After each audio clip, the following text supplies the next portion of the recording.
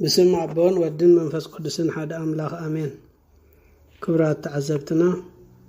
لما عالتي مقتلتنا يرأي وهانس ناي معرف شوعاته حيزنا مسينا لنا بسماناك تكتاتلنا نتلابهو عب كل سبك بتصح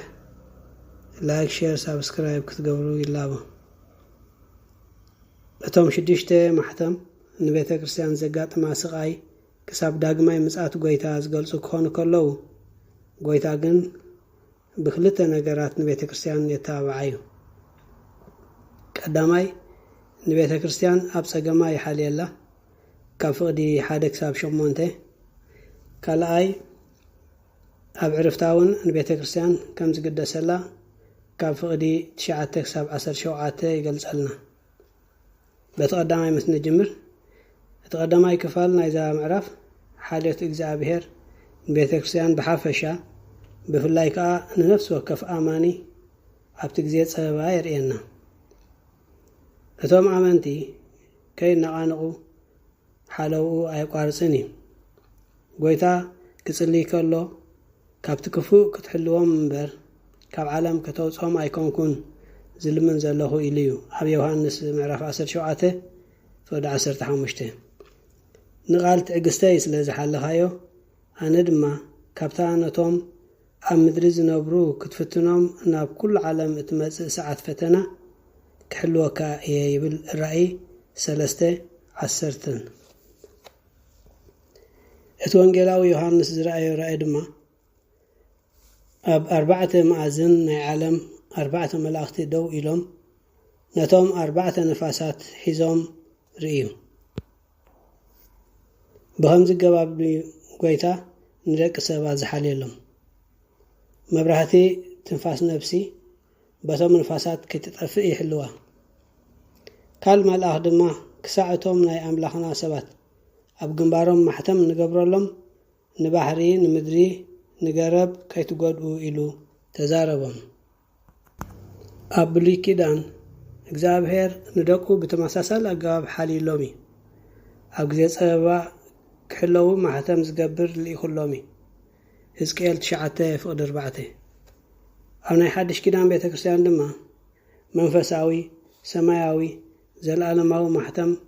أقرب لنا نحنا أب جنبارنا بقدس كبا تحتيمنا هنا منفس قدسون أبانا له كردسنان كحلوانان مسانا ينبر اتزغب عنا زحتمنان እግዚአብሔር ድማ መንፈስ ቅዱስ ዕርቡን ኣብ ልብና ሂብና ካልኣይ ቆሮንቶስ ምዕራፍ 1 ካብ 21 ክሳብ 22 ንምድሪ ንባሕሪ ኣእዋም ኣይትጉድኡ ክብል ከሎ ምድሪ ነፍሳት ዝዓረፉ ባሕሪ ድማ ገና ኣብ ድንጋር ንዘለዉ ኣእዋም ከዓ ነቶም ፍረም መንፈስ ቅዱስ ዘለዎም የመልክት 144 شح ኣብ ግንባሮም ማህተም ዝተገብረሎም ደቂ እስራኤል ይብል ደቂ እስራኤል እንታይ ማለት እዩ ቀዳሞት ኣቦታት ብዛዕባ እዚ ንጹር ገይሮም እዮም እቲ ሓቀኛ እስራኤል ኣይሁድ ኣይኮነን ንቤተ ክርስቲያን ዝገልጽ እዩ ኣይሁድ ኣብ እምነት ከለው እስራኤል ነይሮም እንተኾነ ግን ባዕሎም ካብ ኣገልግሎት ኣምላኽ ኣምልኾን ነፍሶም ኣግሊሶም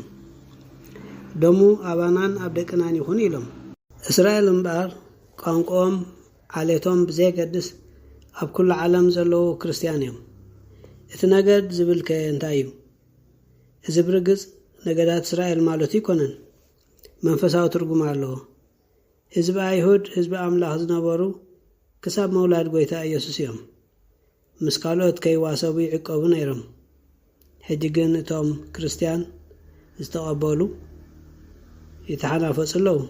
ስለዚህ ዓሌቶም ዓቂቦም አይከዱን እቲ መንፈሳዊ ትርጉም ኸ እቲ 144 ህዝቢ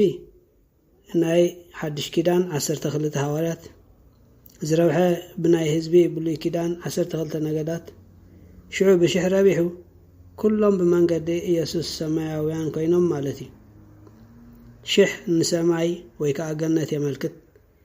12 ሽሕ ምልክታዊ ቁጽሪ ኮይኑ ዝተሐረይ ደቂ አምላኽ ድማ ይመልክት ይሁዳ በሁርኳ እንተዘይኮነ ቢይሁዳ ጀሚሩ ምክንያቱ ጎይታ ካብ ነገደ ይሁዳ ስለ ዝኾነ እዩ ነገደ ዳን ኣይዘከሮን ምክንያቱ ነፍሱ ንጣዖት ስለ ዝወገነ እዩ መሳፍንቲ 18 ካብ 1 ክሳብ 31 ኣብ ክንዲ ኤፍሬም ነገደ ዮሴፍ ፀዊዑ ኤፍሬም ነቲ ሕያዋይ ይሁዳ ይቃወመ ነይሩ ቀዳማይ ኣብ ኣምልኾ ጣዖት ዝኣተወ ድማ ኤፍሬም እዩ ካልኣይ ሓልዮት ኣምላኽን ቤተ ክርስቲያን ኣብ ዕርፍታ ቤተ ክርስቲያን ካብ ኣዳም ጀሚራ ክሳብ መወዳእታ ኩሎም ኣባላታ ኣብ ዙርያ ኣምላኽ ይእከቡ ብጎይታ ሓደ ኣካል ይኾኑ ናይ ግዜ ይኹን ዓልየት ገደብ የለን እቶም ኣቐዲምና 144,000 ኢልና ዝገለጽናዮም ምስዚ ሓደ እዩ ብዙሓት ጻዕዳ ዝለበሱ ጨናፍር ስየ ዝሓዙ ዝበሎም ድማ ኣካል ናይዚ ሰማያዊ መንግስቲ እዮም እቲ ጻዕዳ ልብሲ ብደም ጎይታ ኢየሱስ ዝነጽሁ ምዃኖም ናይ ቅድስና መግለጺ እቲ ጨንፈር ስየ ድማ ምልክት ዓወትን ሓጎስን እዩ መግለጽ ሓጎሶም ድማ ምድሓን ናይቲ ኣብ ዝፋን ዘሎን ናይቲ ገንሸለን እዩ ብምባል ዝዝምርዎ መዝሙር ምስጋና እዩ እቲ ሓጎስ ሓበራው ስለ ዝኾነ መላእኽቲ እውን ኣብዚ መዝሙር ምስጋና ተሳተፍቲ እዮም እቶም ካብ ብርቱዕ ፀበባ ተዓዊቶም ዝወፁ እግዚኣብሔር ንብዓቶም ደሪዙ ስለ ዝጓስዮምን ምስኦም ስለ ዝነብርን ድማ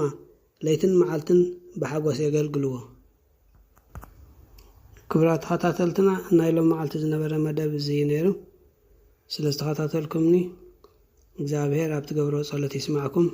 ኩሉ ክብርን ምስጋናን ወዳሰና አምልኾን ስግደትን እግዚአብሔር ይሁን ሰላም ቅንያት ሼር ሳብስክራይብ ላይክ ምግባር ከዓ ኣይትሕመቁ